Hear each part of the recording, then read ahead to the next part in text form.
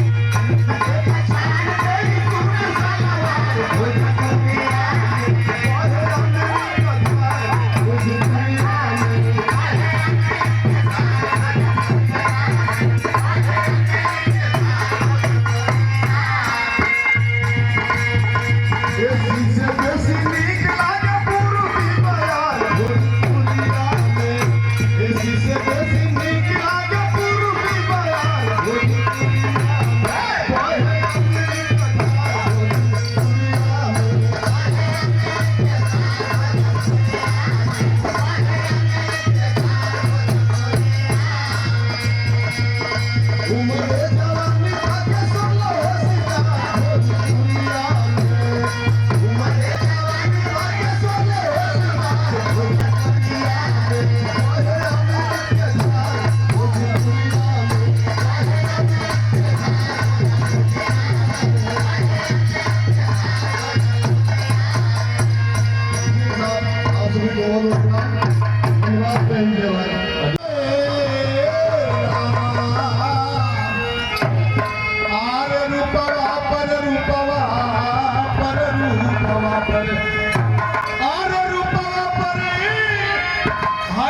कोहे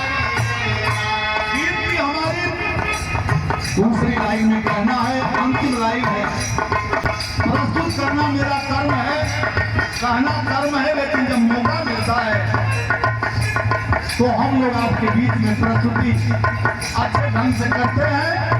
क्योंकि हम आपके आशीर्वाद से भारत सरकार, उत्तर प्रदेश सरकार, आकाशवाणी, सूचना विभाग, हमारे ये वीरेंद्र भाई, हम लोग आप लोगों के बीच में सर्टिफिकेट प्राप्त करके और आप लोगों के कृपा से हम लोग गीत सुनाने का काम करते हैं।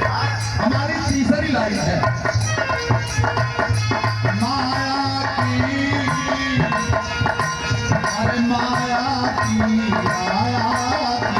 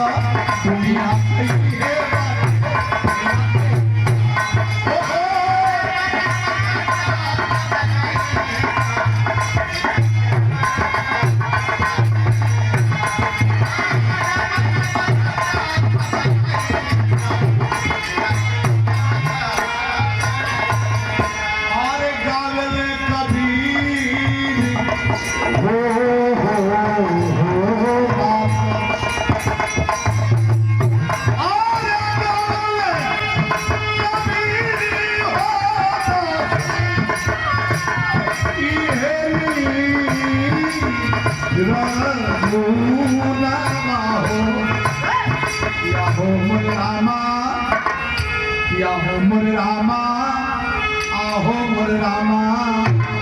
आरे गाई गाई संतन के समुझावे में,